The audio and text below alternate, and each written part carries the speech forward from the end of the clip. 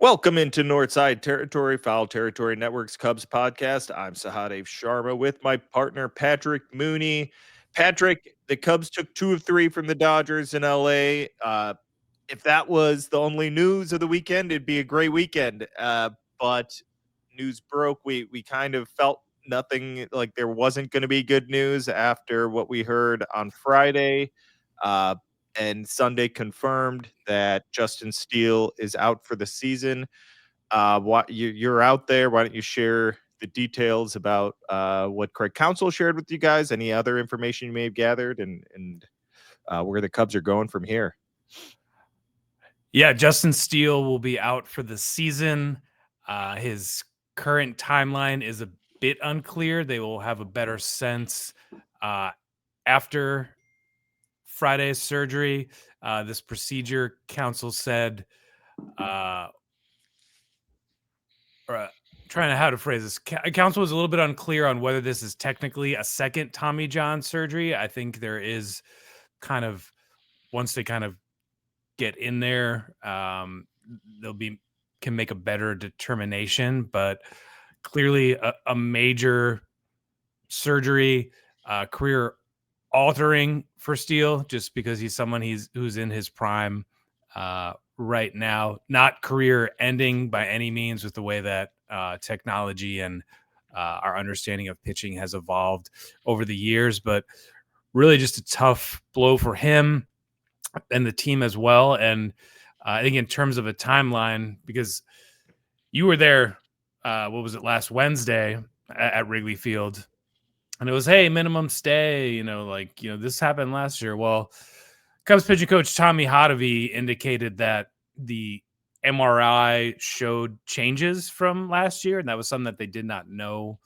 at Wrigley Field at the time. And so essentially what Sahadev said is, when a player has a Tommy John already in his medical file and has had elbow, forearm issues throughout the years, you can go back to 2023, last September.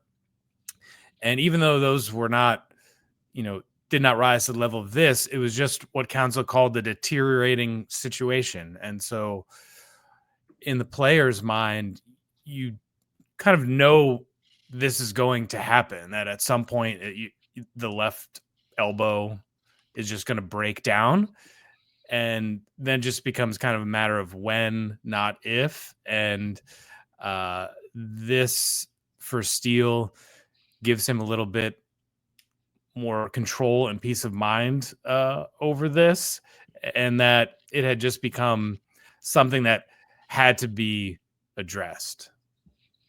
Yeah, I was talking to some people around the game, and they kind of feel like, you get to 6-7 years after a Tommy John, and you're kind of racing against time anyways. Like this isn't like Tommy John surgery is not like a permanent fix. Like the more information we have, the more we're learning that you have a Tommy John, you have a certain amount of time that you can use that ligament or whatever, however you want to describe it. It's, it isn't a permanent fix. It's a great, great bit of medical technology or advancement as far as elongating pitchers' careers, right? Like this ended careers, this type of injury ended careers 40 years ago. So it's completely changed the way we look at baseball, but it's not permanent. And I think that's kind of it sucks for Justin Steele. Like I really feel like he had settled into becoming like this. I mean, I wrote it in the spring, like he'd become like this super consistent guy, and those first 3 starts were not indicative of who he is. And I think that last start, it was like, here's that Justin Steele we all know. So it's a bummer. It's a, for him, for the team. You mentioned like it sucks for him financially. Like he was about to, like whether it was an extension with the Cubs, he was multiple years away from free agency. That's the thing. So he can rebuild his value. That's the one.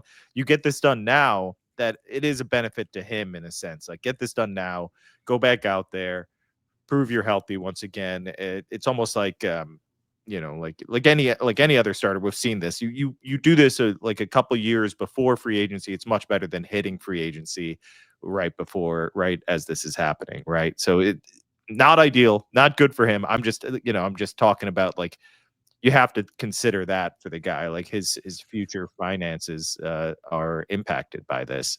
And also, like, if say they did sort of a rest, recovery, treatment, strengthening plan to get him back out on the mound at some point this season, what if that doesn't work? And then you're talking about essentially missing 2 whole seasons rather than kind of getting it done in a more orderly way now. And what Tommy Hotovy explained to us was that certain pitchers feel, well, for all pitchers, what they do is unnatural, right? Like, it's just, a strenuous, demanding profession, and that some pitchers feel the brunt of that force more in their shoulder, and others, like Steele, feel it more in the elbow, and that's where it accumulates.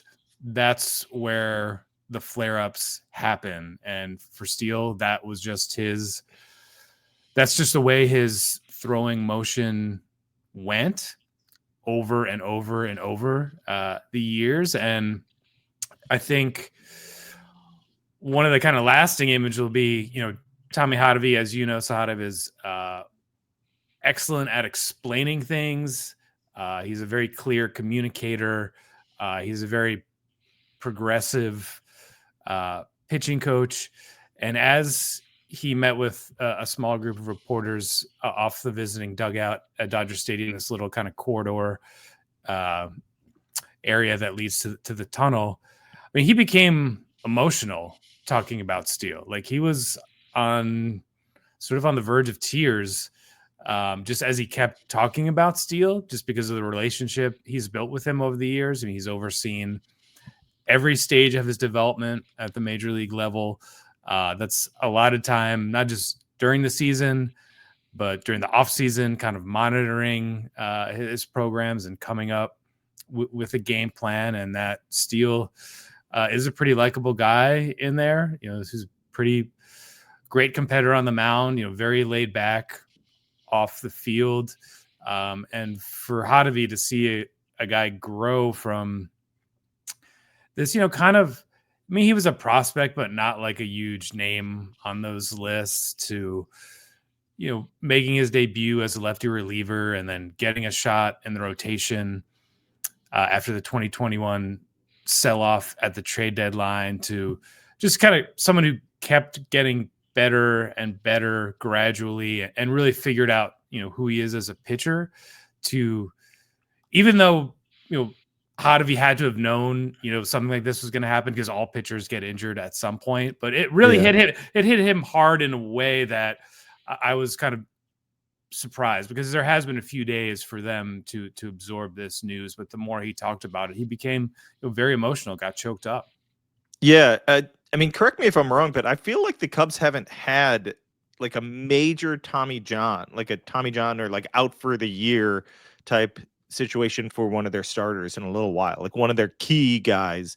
I know, like Yency Almonte and some relievers here and there, but like a key Adbert as a reliever, but yeah. Right. Like a starter just hasn't had that happen. I guess Adbert is the most recent for like a key guy undergoing major surgery. I have a one thing I wanted to clarify, and then I wanted to touch on options and how the Cubs handle this. Let's take a quick break, though.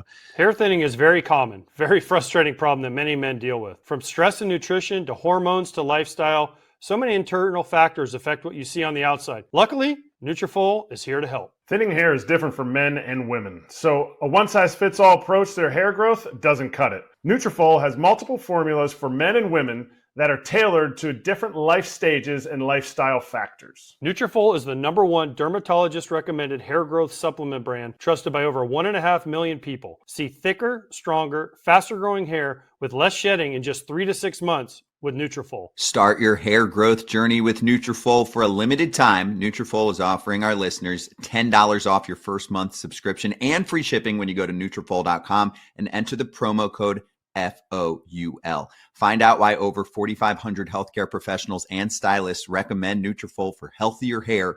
Nutrafol.com, spelled Nutrafol.com, promo code FOUL.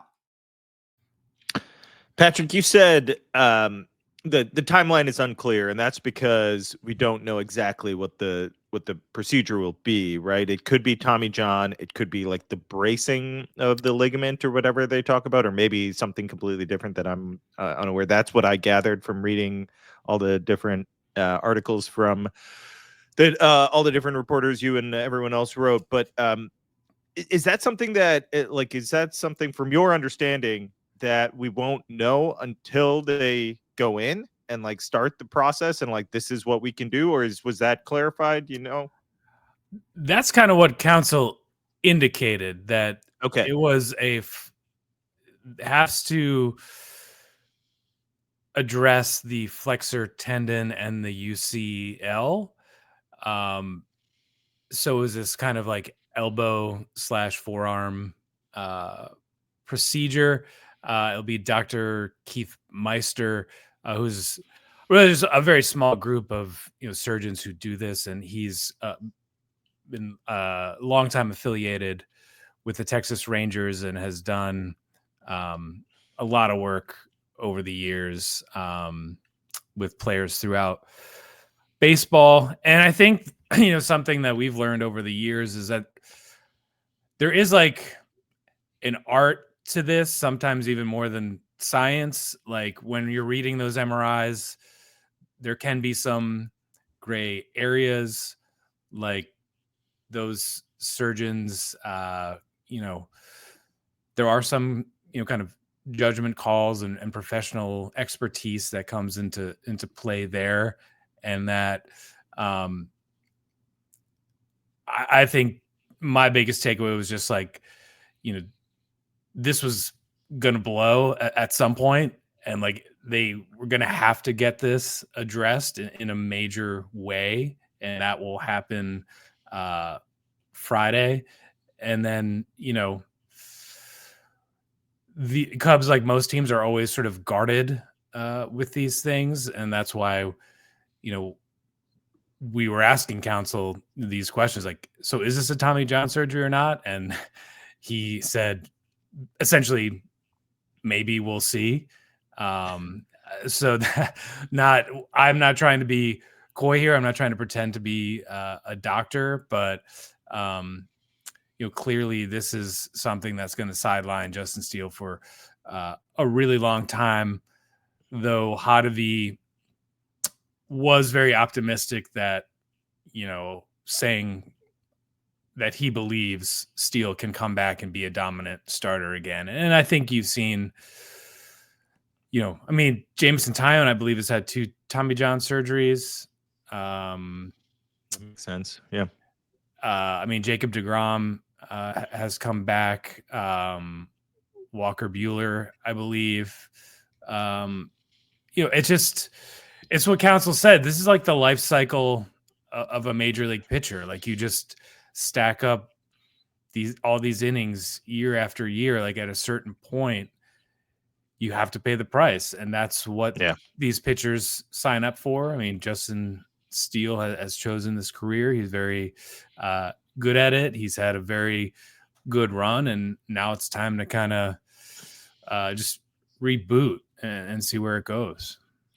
Right. And so, like, as far as the team goes, look, you're not going to match exactly what Justin Steele, probably not with one pitcher. You're not going to match exactly what you expected to get from Steele this year, or at least the certainty, right? Like that, he provided a certain level of certainty. It's going to be really hard to get that. I said it when we recorded our last episode. Ben Brown can't repeat what he did against the Padres, and he went out there and looked like a different pitcher, like just a great outing against a great lineup. All the props in the world to Ben Brown for I mean, I didn't doubt him in the sense that I knew he wouldn't carry. He's not the type of guy that carries a bad outing over. He seems very level-headed and not the type to overthink things. But it was nice to see him go out there and do that. I think that's important for the Cubs. Colin Ray, that was just a great outing. I know he didn't go that deep into the game, but he was hitting 96. I was just looking at the numbers. He had the most swings and misses of any more than Tyler Glasnow. He had 9 swings and misses. That's not a huge number, but Glasnow wasn't missing bats last night, and Colin Ray was. Colin Ray looked pretty good. I'm not sure if you can expect those types of outings from Ben Brown and Colin Ray every single time out. This is going to take like kind of a collective effort, right? We're going to need, the Cubs are going to need Matthew Boyd to look like he's looked, maybe not that perfect, but he's looked really good. And if he's that type of pitcher consistently, Jamison Tyone missing more bats, Shota Imanaga being Shota Imanaga, Jordan Wicks had 3 innings of relief on Sunday at Iowa or with Iowa. He looked really good in those 3 innings. Those are probably the primary names for now, right? Barring a trade, which probably won't happen for a couple months.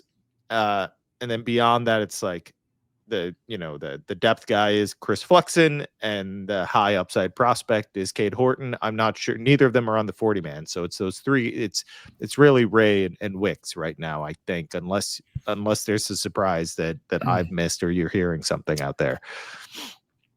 Yeah, let's start with Cade Horton, because I asked Counsell about that on Sunday at Dodger Stadium, because that feels like the name that people are intrigued by, right? And so Counsell's put it this way: of Cade Horton needs to pitch. He needs to be on a mound. He does not have the body of work, the foundation needed to just kind of throw him into a major league rotation tomorrow. However, if he keeps doing that, if he continues along this path, Counsell sort of expects him to be up this summer. Like he used that phrasing of this summer, and Counsell's not a big timeline guy. He's not a big, he's not one to sort of overhype prospects, but for him to say that, part of the calculus too is like, they just know more injuries are going to come. Like that's just how it works. But I was kind of working backwards from Horton, but in right now, like you said, Colin Ray, he was kind of like, I don't know where that 96 came from. He's like, we'll take it. Javier Assad. Oh, I forgot about Assad. Yeah. I believe his schedule is Tuesday, Sunday, starting with Iowa. Okay. He could maybe use one more AAA start. As Counsell pointed out, they have roughly 4 more off days in April. That does give them a little bit of wiggle room. Wicks is sort of more depth. At least that's the way they talk about Wicks to me. I mean, maybe I'm reading too much into it, but like, sure, like if he just keeps going out and making pitches and getting outs, like he will get a shot. He's a 1st-round pick. He has had good moments in the majors, but I think, piecing it together with Ray and Assad is their preference. And yeah, I mean, Ben Brown was talking about how it was just a huge confidence boost for him. I mean, going up against a lineup of, Hall of Fame caliber talents, sellout crowd at Dodger Stadium, and really shutting them down, which I think showed his ability to work with Sahadev, and the catchers and kind of make adjustments, which is very impressive. And I mean, Matthew Boyd, I think he's held the opponent scoreless in like 16 of 17 innings thus far. And he's matched up against Eduardo Rodriguez, Nick Pivetta, and Yamamoto. Yeah. Yep. So like giving this team a chance to win every time out this far, I think with him we just have to see him stay healthy. Yep. That has, for a full season, that has not happened since 2019. But like his skills, his experience, his off the charts niceness, like it's like the most pleasant human being you will ever encounter. All of those things, I just a really stabilizing presence. Yeah, how's it possible? It's not possible in any normal world to lose Kyle Hendricks in your rotation and somehow get a person that's equally, maybe nicer, possibly nicer, which I didn't think was possible. Just kind of that's the most remarkable thing about Matthew Boyd. They found someone nicer than Kyle Hendricks, which is, I thought, an impossible task. And that is his reputation around the game. That's not just us being like, oh, like Matthew Boyd's nice to us. Like, no, like he's built a very strong reputation around the game as a very good teammate, someone with a very positive outlook. And I think, these are the times when you want to see that. And Boyd had a very good answer of, at that point, they didn't know exactly how long Steele would be out. They hadn't announced what his course of action would be, but he said, look, Justin Steele's a 1 of 1. You can't replace him, but we have a lot of depth. We have a lot of experience, and, the championship caliber clubs guys step up, and that's what we plan to do. So that is how the Cubs are looking at it. The next man up mentality. A couple things I just wanted to touch on since the Cubs took 2 of 3 from the Dodgers. I think fans are excited about that, and rightfully so. Just a great Dodgers team. Ryan Presley looked a lot better in his probably that's the best we've seen him. Right? He hit 95. He was missing bats finally. He was getting ahead of hitters. I think that's the key. Like, get ahead of hitters. Guys will chase your stuff. You have nasty breaking balls. You have to get strike one in there. You have to get into a 1-2 count, something like that, and then it'll lead to good things. The offense, it was like I said on Saturday. I'd like to let's see what they do, because they're facing some really good pitching, and obviously, Michael Busch looks great. PCA finally had a big game. That has to be huge for his confidence. Just in general, the offense looked very good. Not a ton of runs on Sunday, and that's okay. You kind of relied on the homer, snuck another run in there, but couldn't get that extra run when PCA had the leadoff triple. These things are going to happen, but I think Saturday was obviously a massive game, and just eking one out on Sunday, I feel like is important. And one other thing I thought was interesting, I don't know what it means. We'll see what it means. Ethan Roberts got a high leverage spot. I did not expect that so quickly. He did fine in it, and I was, I think, that's interesting to see Counsell trust those guys, trust him. But it's kind of clear we're starting to see roles kind of develop, right? It's Merriweather to Hodge to Presley. Keller kind of can be used wherever in different situations, and I want to see what this Ethan Roberts thing is. I don't know what that is, but I think that's interesting. Counsell certainly knows. I think he said, Roberts, I think maybe struck out Corey Seager in the Texas series, and then there was another big at bat that Counsell had, on immediate recall. So yeah, you see some organization out of the bullpen. This lineup, pretty impressive to win a series when the Dodgers start Yamamoto, Sasaki, and Glasnow.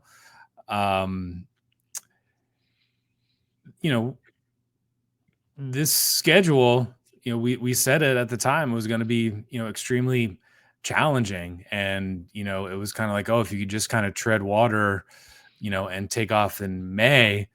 I think this showed the Cubs can kind of play with anyone. And that's not the same thing as, winning 95 games and going on a long playoff run, but you can see just there's a competence to the Cubs, and that's not really glamorous, and that's not, what, fans light up about, but you can see, okay, if they get these, you acquire the pitching depth in the offseason because you know guys are gonna go down. You kind of jump out and sign a Matthew Boyd because you have a lot of confidence in what you've seen and how he can work within your system. I mean, Miguel Amaya, like they've stuck with this guy for a really long time. He stays ready off the bench when players get injured, and he comes into the game and comes up with some huge hits, as well as pairing with Carson Kelly to create that catching setup that you had written about for a long time. And the Cubs are, kind of at the top, whereas they used to be at the bottom of the league in terms of production from that position. So, I mean, as advertised, very good defense. I mean, the plays Dansby makes, he makes them look, you don't really guess when the ball is hit in his way. You expect him to make the play every single time, and you can't really take that for granted. So, like, it's a long season. I think the Padres look pretty awesome right now too. So, like, by the end of this West Coast trip, it could look a little bit different, but there are signs of an identity. There's, demonstrable competence in all phases of the games. And, like we said, the trade deadline's a long way away, but there's going to be opportunities to really upgrade the trouble spots that develop over the next couple months. Yeah. And this is a front office. We haven't seen it yet because they haven't been competing, but Jed has that similar mindset as Theo. You earn, the team earns that right to force the front office to go by, right? Mm-hmm. Like, Yeah. Theo kind of had that mentality of like, they've done enough. They've shown me I have to go do this for them. I have to improve the roster. I have to go get reinforcements because this team has gone out and proven it, right? Yeah. If they continue to win, they continue to play well. Jed Hoyer has a similar mentality where he's going to want to go be aggressive. He looks at these deadlines as an opportunity anyways, right? Either sell or buy. Like, you got to make moves. He doesn't like to sit still. He likes deadlines. So I expect moves to be made. And the way they're looking right now, it's going to be aggressive buying, right? So we'll see what it is, what the needs are. You don't know exactly how it plays out, but right now, obviously, bullpen and starting pitchers would be the primary focus, and there are going to be arms available of all sorts. We'll see what the Cubs come away with. That's months from now. Right now, they just need to get through April. Like you said, 3 more against the Padres. Dylan Cease, Monday night. We'll likely be talking soon again after, either during middle of this Padres series or soon after. We'll come at you with more podcasts. Thanks so much for listening, everyone. This is Northside Territory. Make sure to rate, review, and subscribe. Subscribe to the YouTube channel and subscribe to The Athletic, where Patrick and I are on top of all things Cubs. Thanks for listening, everyone. Take care.